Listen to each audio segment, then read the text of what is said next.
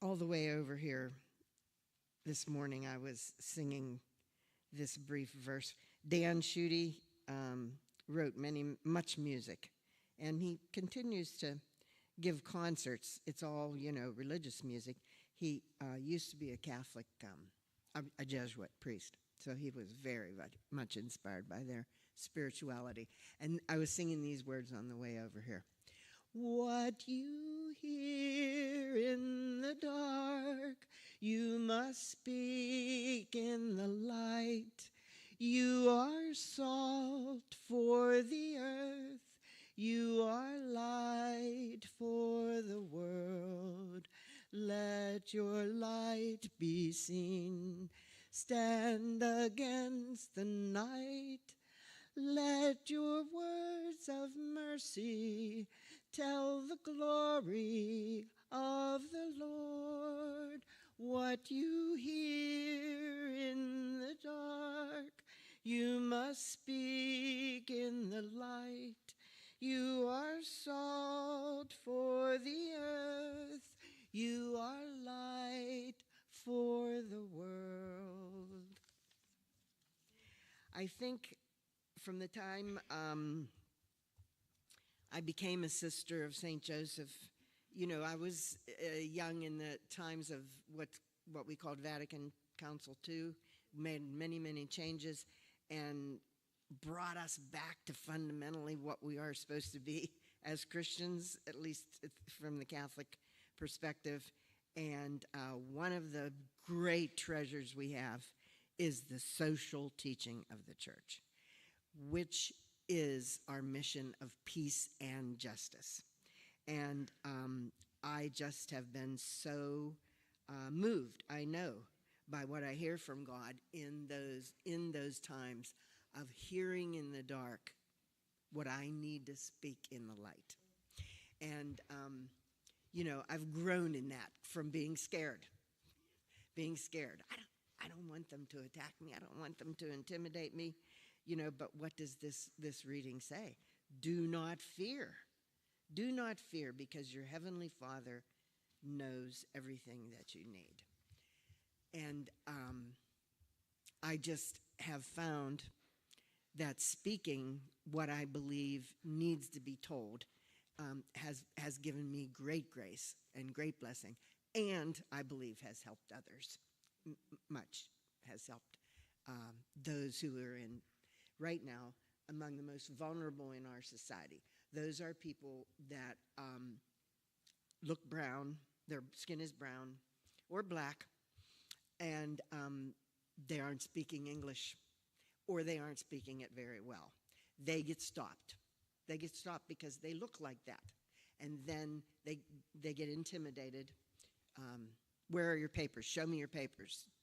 And even folks today, even who have green cards, which is papers, valid papers, green cards, or an asylum, we have folks who have applied for asylum. Many of those people you saw crossing our southern border over, during the time of Joe Biden and prior to that, those persons were admitted to pursue asylum. They didn't cross illegally. They saw a immigration agent and said, I want to pursue asylum. So they were allowed to come in and pursue asylum. They apply for asylum, and if their asylum claim is recognized, they get a work authorization and a social security number that says right on it, not for government benefits. So they don't get government benefits. But ICE is taking them anyway. Even if they have those documents, ICE, Immigration and Customs Enforcement, is taking them anyway. So that's why I say these are among the most vulnerable, very profoundly filled with terror and fear. And I can't say to them, do not be afraid, speak your truth, because if they do, they're going to be targeted.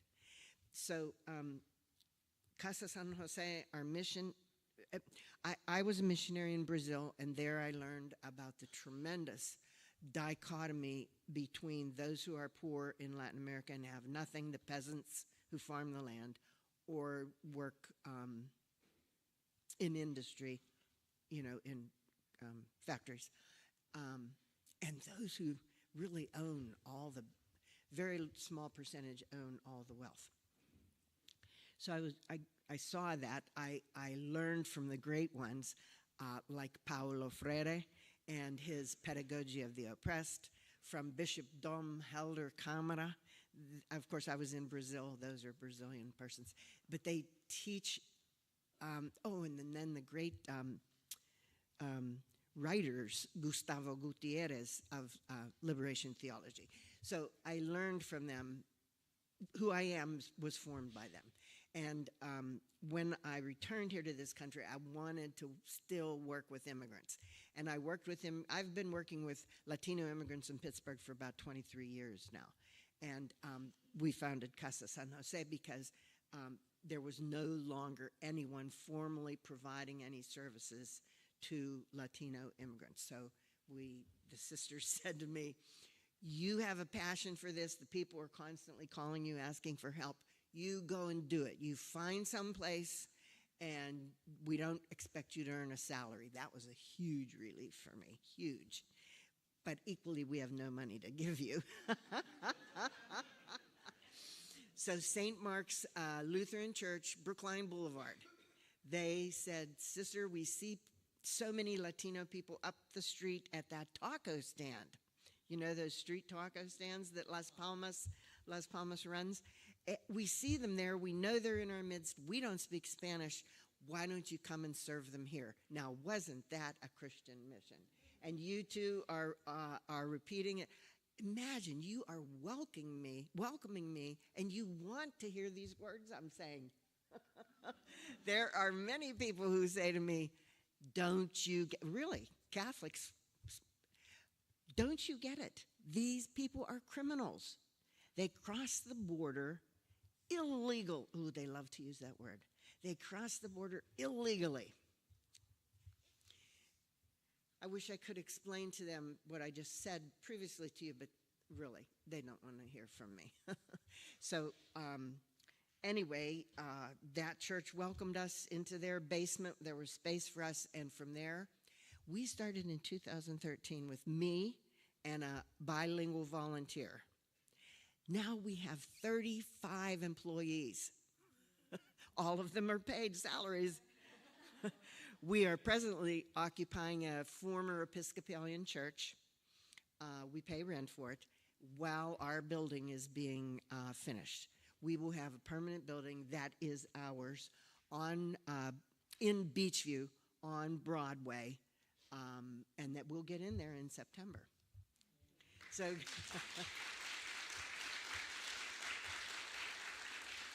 and I believe every step of the way, God's providence provides. God's providence, I was taught this. God's providence did provide. God's providence does provide. God's providence will provide. Hear us, O Lord, provident God, and give us what we need. And providence has provided, because we're where we're supposed to be when we're most needed. The year after we opened our doors, the unaccompanied alien children, UACs, started coming across the border. And I'm sure you're aware that federal programs were started for those unaccompanied alien children. And the Holy Family Sisters in Emsworth have that program still. Far fewer young people. But we would find them, they would find us. Really, all our growth is among the people, among the immigrant people, all our growth is by word of mouth. It's not necessary to give them brochures or put out messages. It's been by word of mouth. So the young people would find us. We would eventually find help for them, especially through Jewish Family and Children Community Services, because they were eligible during that time for special immigrant juvenile status. The present government doesn't want to give any of those kinds of benefits. Under Obama, there was established, the failure is that our government has not been able to reform immigration law. The two sides, Democrats and Republicans, have not been able to come to an agreement. Because this, they don't ask, the politicians don't ask me, but this could be settled in a way that is not so inhumane. The courts, thank God for the courts in our nation. The immigration courts could settle this without this inhumane treatment. But so barring the fact that we did not, the closest we came to it was in 2007 to pass the comprehensive immigration reform. So when we did not, President Obama passed this executive order called Deferred Action for Childhood Arrivals, so that at least the kids who were brought here very, very small, have lived here, speak English perfectly, and expected after high school graduation to be able to pursue things, a career, just like the students that were in their same class, their classmates. But here they found no social security number. All you can do is work in the backs of restaurants or construction, the jobs people don't want. So Obama gave them temporary authorization. And of course, that's being fought now. We pray to God that all those people that have been working under that temporary authorization do not lose it. That'll be tragic.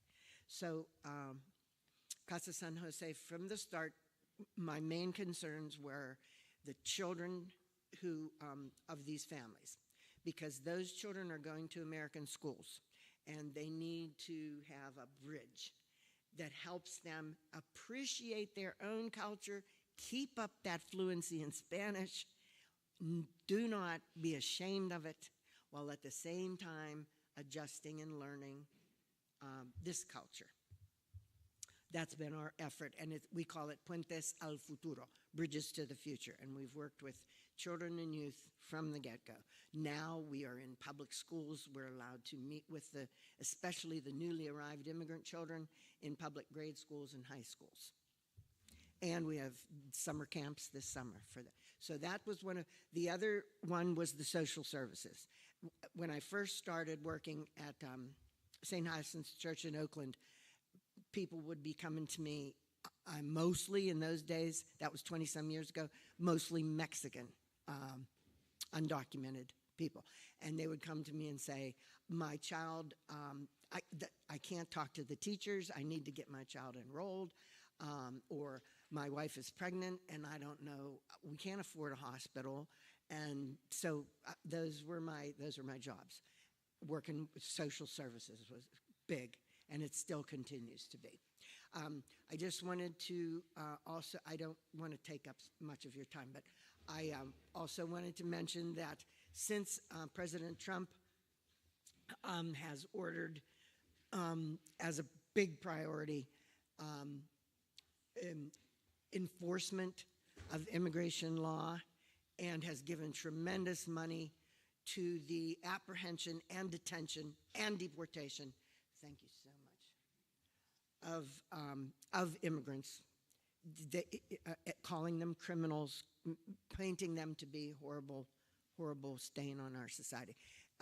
That has resulted in vicious arrests and detention. So myself, I have pivoted to, excuse me, doing all the paperwork, which was massive, to be accepted as a volunteer to the chaplain's office at Moshannon Valley Detention Center. It's in Clearfield. It's very near State College. It is the largest detention center in Pennsylvania, and they have anywhere from 1,400 to 1,800 people in there. And recently, I have been focusing on the women, naturally. There are, thanks be to God, there are far fewer women in there than there are men. But being able to go and be with them, that's why I asked for entre tus manos. How did we translate it? Into your hands. That's why I asked for that to be sung. I sang it with the women and taught it to them, and they loved it. Into your hands, O Lord, I commit my life. I can go there and for 2 hours sit in a circle in the library with, I have about 20 women, and we share psalms, and and I tell them, you to me are precious. You are not criminals to me.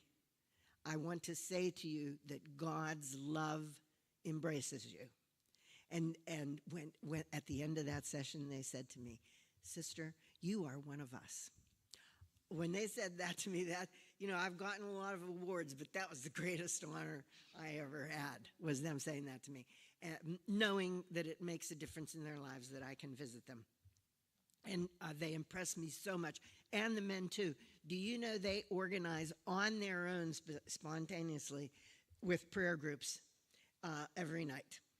They do it themselves. They're allowed to have Bibles, and they gather, and they sing the songs they know from memory, because they are allowed to copy off if someone sends them a song,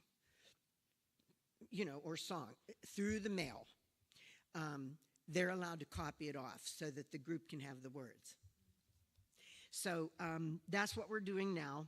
We have rapid response teams that go out to respond to when ICE is around, when ICE is spotted. They go there not to stop ICE from arresting. You can't do that. That's a crime. But they go there to witness what's going on. I'm going to have to stop for this. Witness what's going on. Find out who's being taken. You have to know the exact name and the date of birth of the person to find out where they are. Find out who's being taken, the exact name and date of birth. And we provide help to the families. That's where the food assistance comes in. It's usually the man that's taken. Like, for example, in Moshannon right now, there are 1,200 men and 70 women. So it's usually the breadwinner that's taken. That's purposely, so that the mother and children are suffering because they can't pay the rent and they can't get food and so on. And they're forced into the decision depending on what happens to the man. The man might get out if he can afford a lawyer and if he can pay bond. Casa San José is trying to help with that by forming volunteer lawyers to represent them in a bond hearing, and also we have a bond fund. And of course we provide social services as far as possible. Many men end up choosing to go home, deport, because they can't afford that lawyer and so on, and then mom and the children follow. And we can help mom and the children and help pay for them to get back. So those are the ways you can help us, and we appreciate all your help. Most of all, I appreciate that you are open to hearing this message. And please, what you hear, of course we're in the light right now, but what you hear in your heart, please speak it in the light. Thank you.